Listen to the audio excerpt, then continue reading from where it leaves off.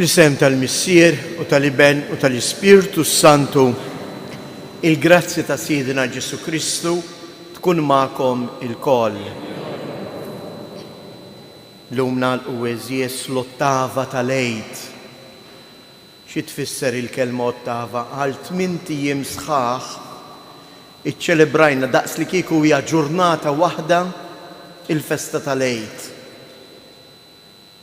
It-8 jum eżies fil-ġimgħa ma jeżistejx. Il-ġimgħa fiha 7 ijiem u s-7 ijiem jibdew u jintemmu. It-8 jum huwa l-jum tal-eternità. Il-jum li għalih wellidna Kristu permezz tal-Magħmudija.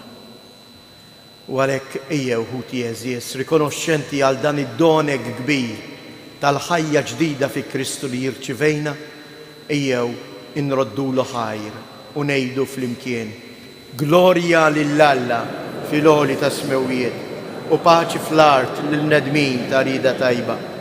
Infaħruk, inberkuk, nadurawk, natuk ġieħ. Irroddulek ħajr għal-glorja kbira tiegħek. Mulej Alla Sultan tas-sema, Alla Missier li tista' kollox. Mulej Iben waħdini Ġesu Kristu. Mulej Alla ħaruf talla bin il-Missier. Int li tneħħi d-nubiet tad-dinja ħen għalina. Int li tneħħi d-nubiet tad-dinja ilqa it-talb tagħna. Inti li qiegħed fuq il-lemin tal-Missier ħen għalina.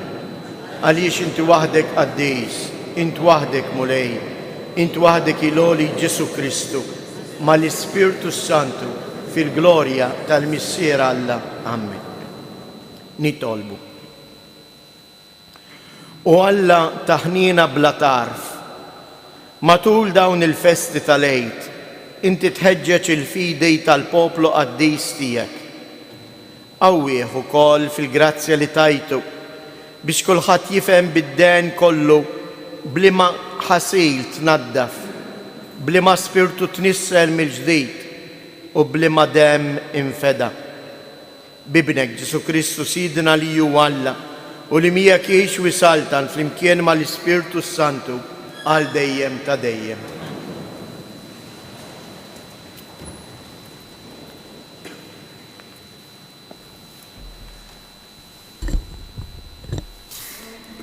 Qari mill-ktieb tal-Atti tal-Apostli.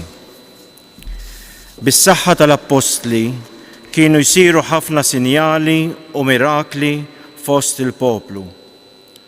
Huma l-koll qalb waħda kienu jinġabru flimkien fil-portiku ta' Salamun. U ħadd mill-oħrajn ma kien jissogra jissieħeb magħhom, imma kulħadd kien ifaħħarhom ħafna.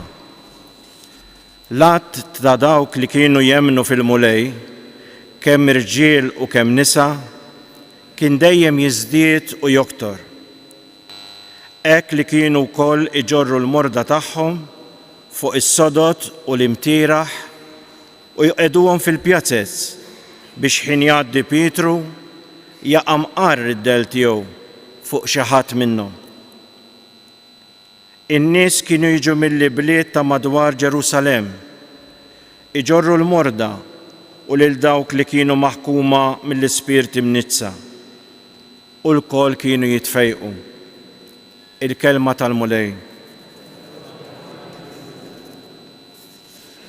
Assar nirrispondu: Alleluja, Alleluja, Alleluja. Alleluja, Alleluja, Alleluja. Ħajjgħidu li Iżrael għal dejjem it-tjieba tiegħu. Ħatgħid dar Aaron għal dejjem it-tjieba tiegħu. Ħajjgħidu dawk li jibżgħu mill-mulej għal dejjem it-tjieba tiegħu. Alleluja, Alleluja, Alleluja. Il-ġebla li warbu l-bennejja saret il-ġebla tax-xewka. Bis-saħħa tal-mulej seħdan, ħaġa tal-għaġeb f'għajnejna. Dan hu l-jum li jagħmel il-mulej. Ħanifirħu u nitennew fih. Alleluja, Alleluja, Alleluja. Ejja nitolbuk mulej salvana. Ejja nitolbuk mulej atina r-rizq. Imbirek min ġej fisem il-mulej, imberkukom min dar il-mulej. Jahwe u Alla u id-dal tagħna.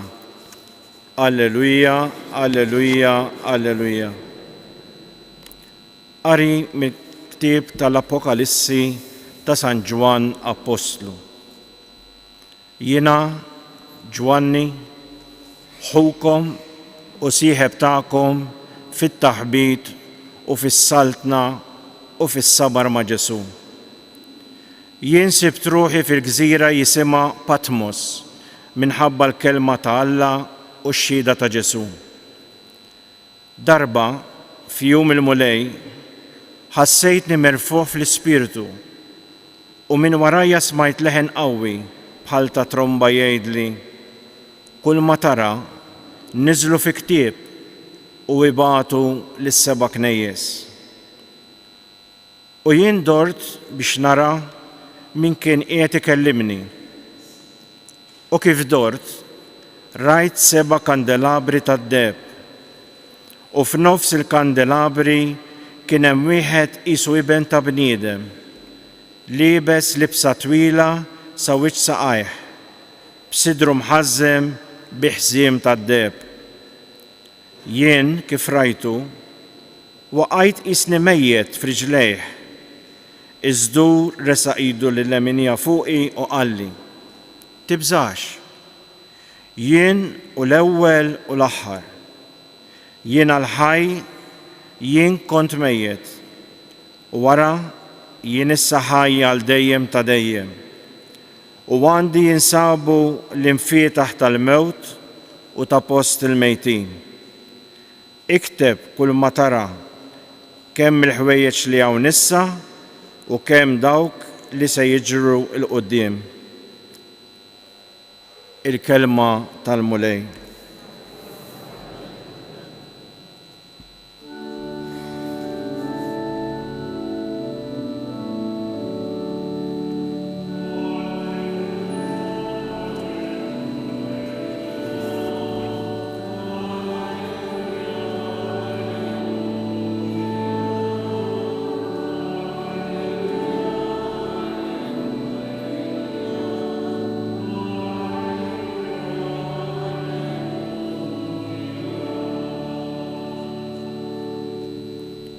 Tumas emmin ta' xrajtni jgħid il-mulej, ħenjin dawk li ma rawx u emnu.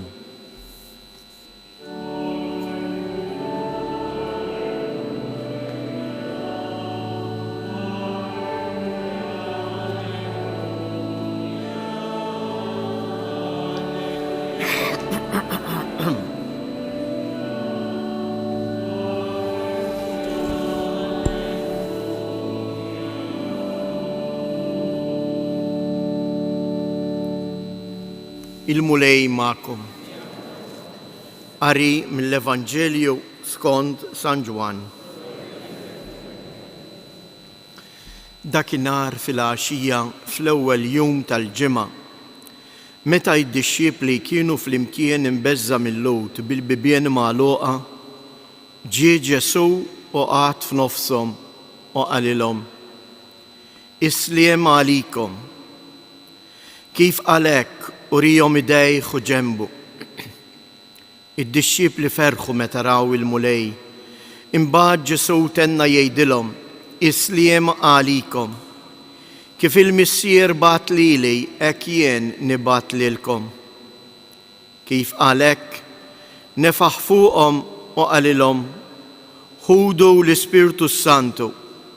Dak li taħfrulhom dnubiethom ikunu maħfura, u dawk li żommu għomlhom ikunu miżmuma. Tumas, wieħed mit-12 jgħidulu t-tewmi, ma kienx magħhom meta ġie Ġesu.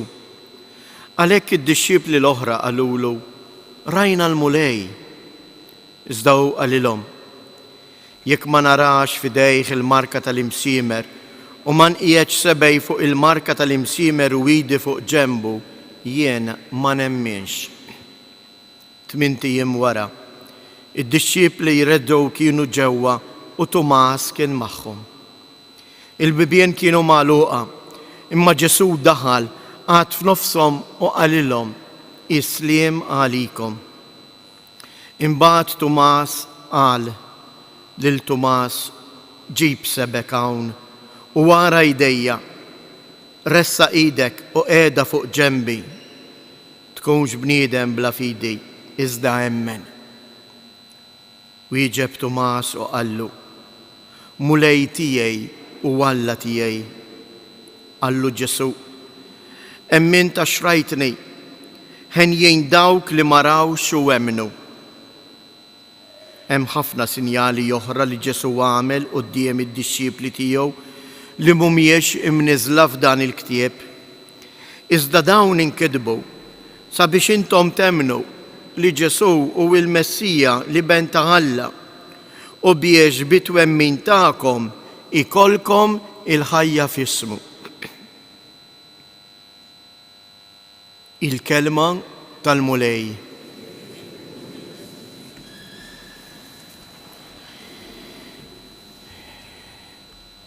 Vanġelu tal-lum eżjes huwa mimli tagħlim sabiħ għalina. Minniex se nikkummenta jew ngħaddi l-Vanġelu kollu, ħanagħmel biss ftit punti.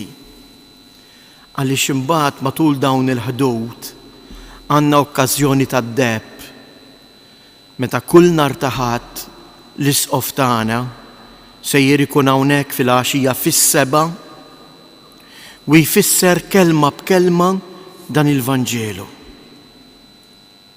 U għalhekk inħeġġiġkom biex tiġu għal din il-lezzjo divina.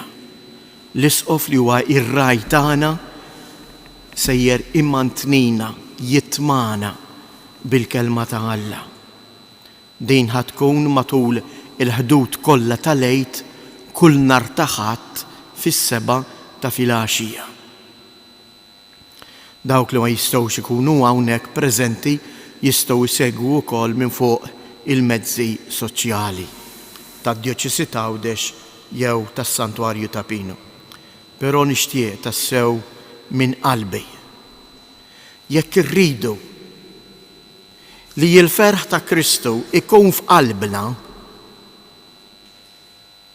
ejjew nagħtu ċans u ħin lil Kristu ikellimna. U dan iseħħ bit-tifsira li jagħtina l-isqof tal-qari kull nhar ta' Ħadd. Qedtilkom jekk irridu li l-ferħ ikun f'qalbna. Ejjew nirriflettu ftit. Kull ħaġa li nagħmluha għax ġo qalbna hemm xewqa kbira li jinkun aħjar, li jinkun kuntent. U ħafna drabi anke biex inkunu kuntenti nagħmlu sagrifiċċji kbar. Araw ftit intom familji kemm sagrifiċċji għamiltu biex bnejtu d-dar, biex bnejtu l-familja. Għalfejn? Araw ftit kemm sagrifiċċji tagħmel inta l uliedek. Għalfejn? Għax tħobbhom, għax tridhom ikunu kuntenti. Issa taħseb int li jekk dan njotta għalina bejnietna, Alla x'ixtieq minni u minnek? Ħafna drabi din il-mistoqsija inħobb nagħmilha. U ħafna jgħiduli għax din il-mistoqsija nħobb nagħmilha waqt li nkun qiegħed inqarar. U ħafna jgħiduli ma nagħmilx dnub, naqta dak il-vizzju. U jien dlok ngħidilhom le ta' Alla mhux dak li jrid minni u minnek. Mhux li ma nagħmilx dnub. Alla jridni nkun ferħan. U ma jridniex nagħmel id-dnub għax id-dnub jisraq il-ferħ ta' qalbek u ta' qalbi. Illum infatti f'din l-ottava dejjem tagħlaq b'din il-festa hekk sabiħa tal-ħniena divina. Imma l-ħniena divina ma niċċelebrawhiex darba f'sena tafux. Ara ma mmurrux żbaljati, ara ma nkunux imqarqa. Imma l-ħniena divina mija xejn ngħid turija tal-imħabba li Alla għandu lejja u lejk kontinwament. Tertuljanu, wieħed mill-ewwel kittieba tal-Knisja, kien iħobb jgħid u ġib dan l-eżempju lill-insara u kien jgħidilhom aħna qisna ħuta tal-ilma li tom fl-imħabba ta' Alla. Aqbad ħuta, neħħija mill-ilma, ma tgħix, tmut. Hekk ukoll jien u int, jekk jien ninqata' minn dan l-ilma, noħroġ minn dan l-ilma li jew l-imħabba tal-ħniena divina, tal-ħniena ta' Alla, mingħajr l-imħabba ta' Alla jien ma ngħix. Mhux ta' bxejn, Ġesu lil Tumas x'jgħidlu? Poġġi jdek fuq ġenbi, ħatħoss il-qalb tħabbat għalik. Ma dan ma qalux il-Tumas dan qed jgħidu llum lili u lilek. Infatti nixtieq hekk nirriflettu ftit fuq kif għalaq propju dan ir-rakkont u jgħid hekk. Kien hemm ħafna sinjali oħra li Ġesu għamel mad-dixxiepli u li ma nkitbux mhumiex imniżla f'dan il-ktieb. Imma dawn inkitbu biex intom temnu li Ġesu u l-Iben ta' Alla u biex bit-twemmin tagħkom ikolkom il-ħajja f'ismu. Hawn l-iskop tal-Vanġelu kollu. Il-Vanġelu nkiteb mhux biex jagħtina djarju ta' x'għamel Ġesu. Imma l-Vanġelu nkiteb biex jiena u int bħal Tumas inkun nista' npoġġi idi fuq ġenbu u nagħmel esperjenza tal-imħabba tiegħu. Għax jekk jien ma jkollix esperjenza tal-imħabba ta' Ġesu, jiena ħanejx qatt. Mhux se jkolli il-ħajja kontinwa li jiena nixtieq, li jiena rrid. U għalhekk eżies ejjew nitolbuh hekk il-mulej. Ejjew nitolbuh iqawwina. Ejjew nuruh u ngħidulu li aħna għaċċana għalih, għaċċana l-imħabtu. Tgħiduli imma kif nista' induq l-imħabba tiegħu. Żewġ affarijiet. Dak li jagħmlu d-dixxiepli u jiena u int nistgħu nagħmluh. Nagħtih wisa f'qalbi ħin biex nisma' il-kelma tiegħu u inħallih imantnini b'ġismu stess, l-Ewkaristija. Ippermettuli kelma ċkejkna dwar l-Ewkaristija tal-Ħadd. Ejjew ħuti eżies nuru il-maturità tagħna ta' imsara. Kif turi jint li jint matur? U li m'għadekx tifel żgħir. Meta inti dak li tagħmlu għax tridu, mhux għax imġiel. Tagħmlu għax taf li huwa tajjeb għalik.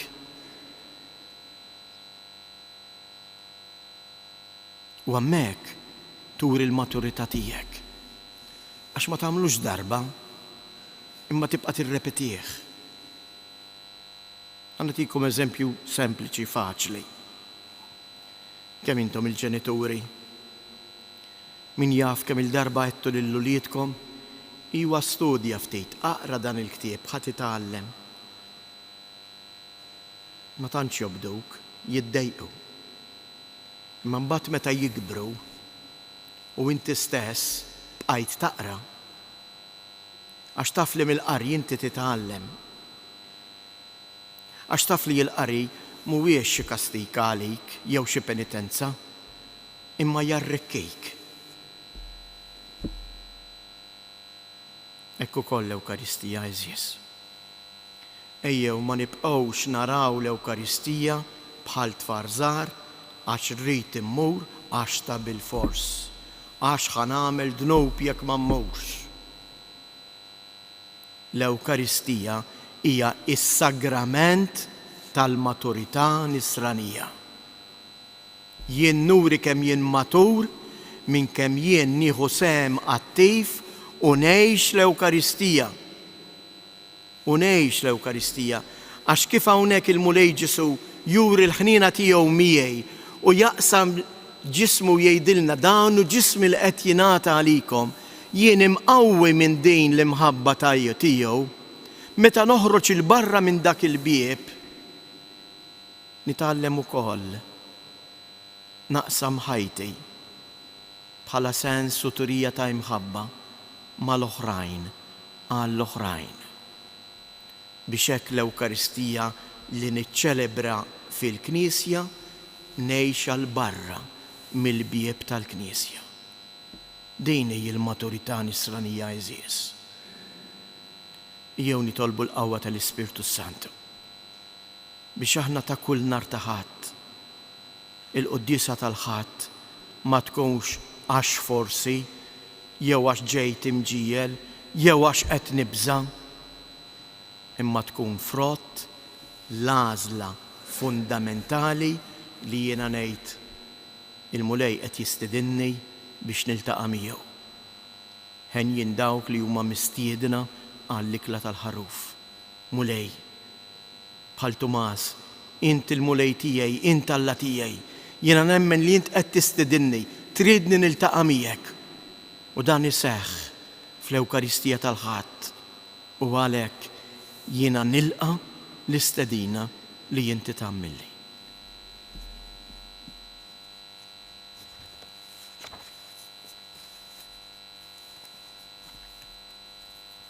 Jew inqumu bil-wifqa u nistqarru issa eżies il-fidi tagħna fl-imħabba ta' Alla.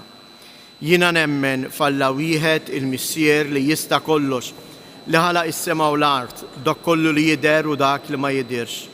U f'Mulej wieħed Ġesu Kristu iben waħdini ta' Alla, imnisser mill-Missier qabel kull żmien. Alla minn Alla, dawl minn dawl, Alla veru minn Alla veru. Imnissel mhux magħmul, natura waħda mal-Missier u bih sar kollox. Niżel mismewwiet għalina l-bnedmin u għal-fidwa tagħna u ħal ġisem bis-seta tal-Ispirtu Santu minn Marija Verġni u sar bniedem. Salbuh għalina, bata taħt Ponzu Pilatu, miet u difnuh, u fit-tielet jum qam minn bejn imwiet skont il-kotba mqazza.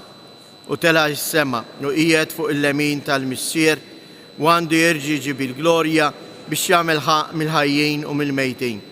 U s-saltna tiegħu ma jkollix tmiem. U fl-Ispirtu Santu Mulej li jagħti l-ħajja li ġej mill-Missier u mill-liben, li jum imweġġaħ fl-imkien mal-Missier u mal-liben, u li tkellem fhom mill-profeti fi Knisja waħda qaddisa Kattolika Apostolika, nistqar ma'mudija waħda għal maħfra ta' dnubiet, nistenna l-qawma mill-imwiet u l-ħajja ta' żmien li ġej. Amen. Ejjew jeżies induru lejn il-Missier fit-talb u fl-imħabba tagħna lejh u ngħidu isma' talbna Mulej. Ngħidu flimkien isma' talbna Mulej. Għall-Knisja sabiex fija s-saltan tassew l-imħabba tal-aħwa li hija l-aqwa xhieda li Kristu huwa ħaj f'nofsna nitolbu.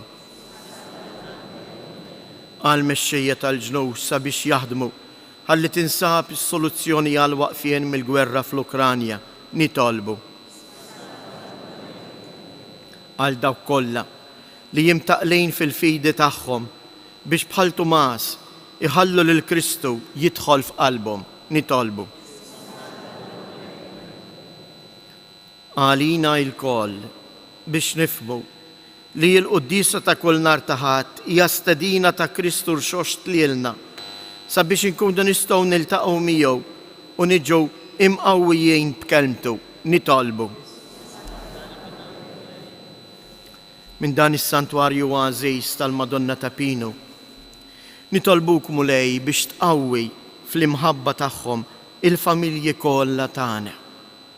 Partikolarment magħna llejla għandna wkoll il-familja Xerri li ġew propju minn Malta biex jiċċelebraw is-27 anniversarju minn meta taw liva tal-imħabba tagħhom lil xulxin. Kejjew nitolbu biex f'kull familja din l-imħabba tikber u tiġġedded. Nitolbu. Jew inresqu iżjes id-batija, it-talb, il-momenti jibsa li jgħaddu minnhom il-morda tagħna, kif ukoll dawk il-persuni li jduru bihom. Jew nitolbu biex il-mulej ikun preżenti fil-ħajja tagħhom. Jew nitolbu biex isibu persuni li juruhom l-imħabba ta' Alla, għax f'xulxejn aħna nwaslu il-preżenza ta' Alla. Nitolbu. Fiskiet inresqu it-talb personali tagħna.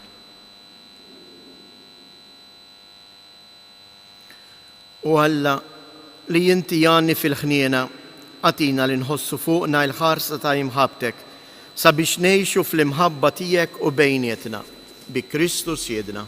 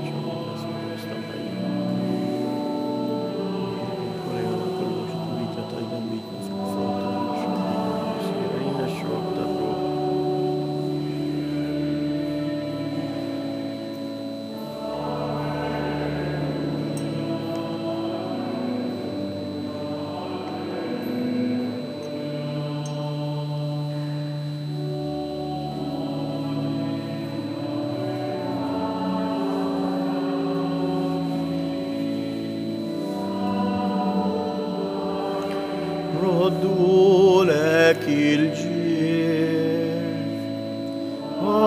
Alleluja, alleluja, alleluja. Itolbu ħutej biex dan is-sagrifiċċju tiegħi u tagħkom ikun joġob lil Alla l-Missier li jista' kollox.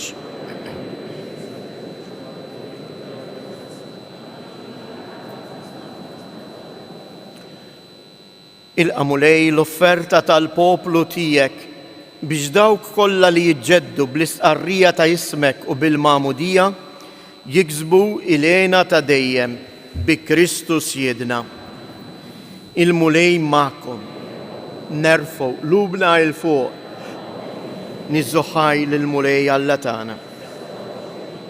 Sewwa u xieraq tas-sew, tajjeb u taġi tas-salvazzjoni tagħna li dejjem nisqarru il-glorja tiegħek iżda b'ferħa akbar inxandruha f'dan il-jum li fih ġie sagrifikat Kristu il-ħaruf tal-għid tagħna. Għalhekk f'dan il-ferħ tal-għid imxerret ma' kull imkien fid-dinja il-bnedmin kollha jimtlew bil-għena u mal-qawwiet tas-sema jinsġu l-innu tal-glorja tiegħek u bla qiegħda jitennulek. Għaddejs.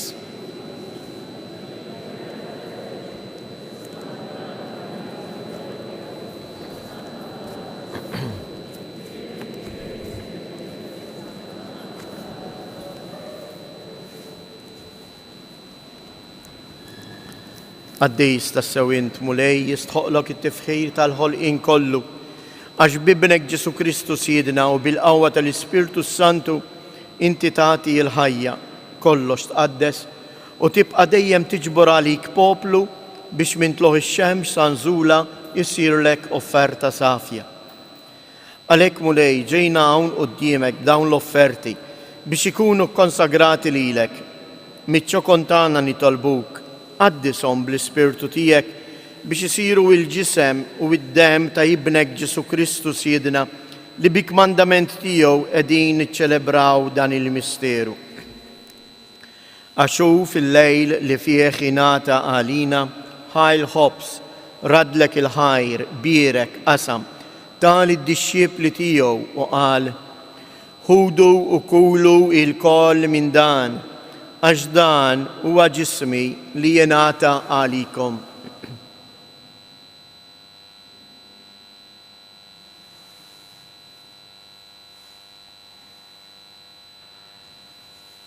Ekk ukoll wara li klaħa l-kalċi reġa' raddi l-ħajr, birek tal id-dixxiepli tiegħu u qal: ħudu u ixorbu minnu il-koll, għax dan huwa l-kalċi ta' demmi tal-patt il-ġdid li jibqa' l dejjem. Id-dem li jixxirret għalikom u għall-bnedmin kollha għal maħfra ta' dnubiet. Għamlu dan b'tifkira tiegħi.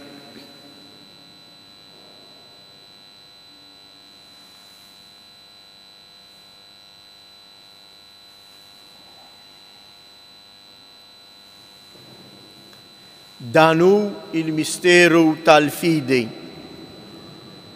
Inħabbru l-mewt tiegħek mulej, inxandru bil-ferħ il-qawmin tiegħek, nistennewk sa ma tiġi fil-glorja. Għalhekk mulej, aħna nagħmlu dan tifkira tal-passjoni li bija ibnek fdina u tal-qawmien witluh glorjus tiegħu fis-sema.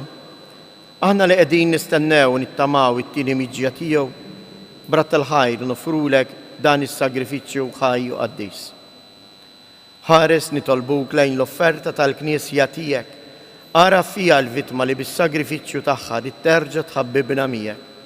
Għamel li aħna li ser nissaħħu bil-ġisem u d-dem ta' ibnek, nimtlew bl-Ispirtu qaddis tiegħu u nkunu ġisem wieħed u ruħ waħda fi Kristu.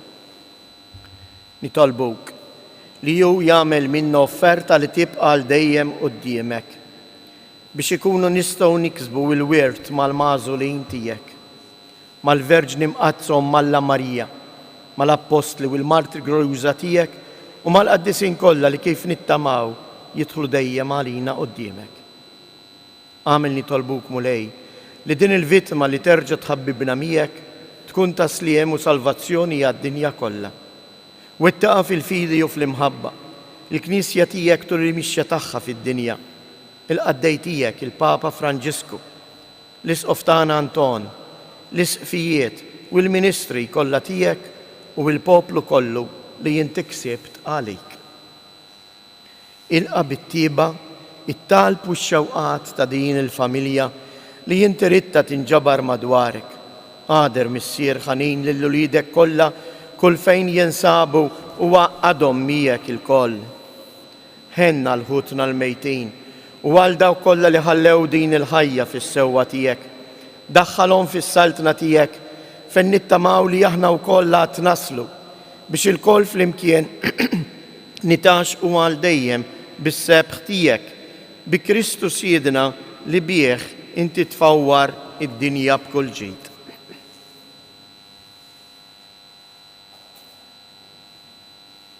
Bi Kristu, ma' Kristu u fi Kristu. Jingħata lilek Alla missier li tista' kollox flimkien mal-Ispirtu Santu kull ġieħ u glorja għal dejjem ta' dejjem.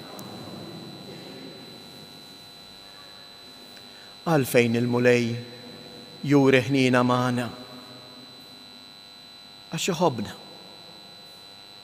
Jimlina bil-ħnina tiegħu bl-imħabba tiegħu għax irid li aħna wkoll nkunu nixbħuh billi ngħixu il-ħnina ma' xulxejn, billi nuru l-imħabba lejn xulxejn. U għalhekk ejjew nitolbu it-talba it-talba jatina s-Salvatur tagħna, it-talba li tfakkarna fl-imħabba ta' Alla lejna li tqawwina biex aħna wkoll naħfru lil xulxin kif hu jaħfer lilna. U għalhekk ngħidu, missierna li inti fis-smawijiet jitqaddes ismek, tiġi saltnatek, ikun li tritjent kif is-sema hekk fl-art. Ħobżna ta' kuljum għatina llum, aħfrilna dnubietna bħalma naħfru l-minuħati għalina u la ddaħħalniex fit-tiġrib iżda eħlisna mid-deni. Eħlisna nitolbuk mulej minn kull deni. Għatina fit-tieba u l-ħnina tiegħek il-paċi fi żmienna biex inkunu ħilsa dejjem mid-dnub imħarsa minn kull inkwiet.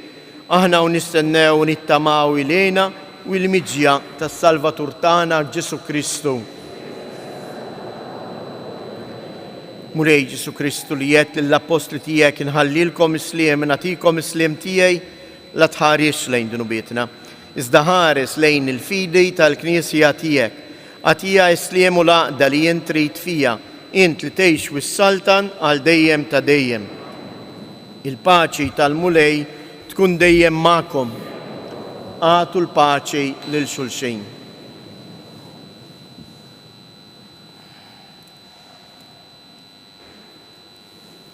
Ħaruf ta' Alla li tneħħi d-nubiet tad-dinja ħinna għalina.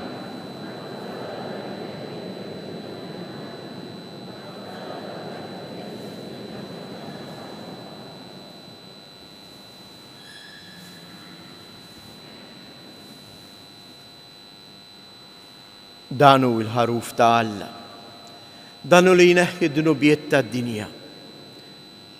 Danu huwa Ġesu li qiegħed jistedinna għall-ikla tal-ħaruf. Mulej ma jixsoqlix tħol taħt is-saf tiegħek. Iżdejt kelma waħda, ruħi tkun fejn.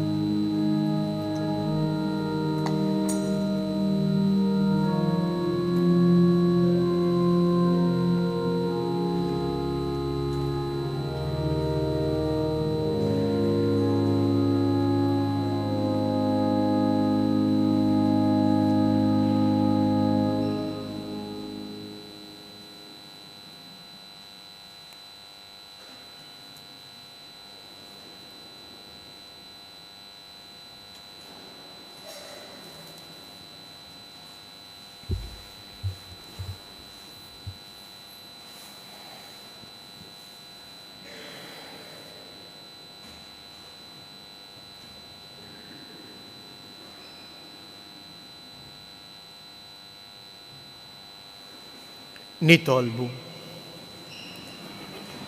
Atina u Alla li tista' kollox li jitqarbina li għamilna bis-sagrament tal-għid tibqa' dejjem tagħmlilna l-ġid fir-ruħ bi Kristu Siedna. Min ġdid inħeġġiġkom u nfakkarkom fl-appuntament ta' għada fil-għaxija, il-lezzjo divina mal-isqof tagħna. Jew inħallu ftit mit-televiżjoni u nagħtu ftit ħin aktar jum il-mulej lil-mulej. Jekk ma nagħtuhx ħin ma nintebħux li jew qiegħed magħna. Walhekk inħeġġiġkom għada fis-7 ta' filgħaxija. Imbagħad għada wkoll nħeġġu lil dawk li huma f'saħħthom biex jagħmlu qatt ta' imħabba, qatt ta' ħniena qegħdin niċċelebraw il-ħniena divina. Ejjew nuru ir-ringrazzjament it-trija tagħna lill-Alla għas-saħħa li tagħna billi minnu f'saħħtu imur jagħti id-demm. Dan tistgħu tagħmluh għada bejn it-8 u it-8 ta' filgħodu u s-sija ta' nofsinhar fil-berġa tax-Xewkija. Tinsewx tieħdu magħkom il-karta tal-identità. Il-mulej magħkom. Iberikkom Alla li jista' kollox, il-Missier, l-Iben u l-Ispirtu Santu. Morru u għejxu fil-paċi ta' Kristu. Alleluja, alleluja.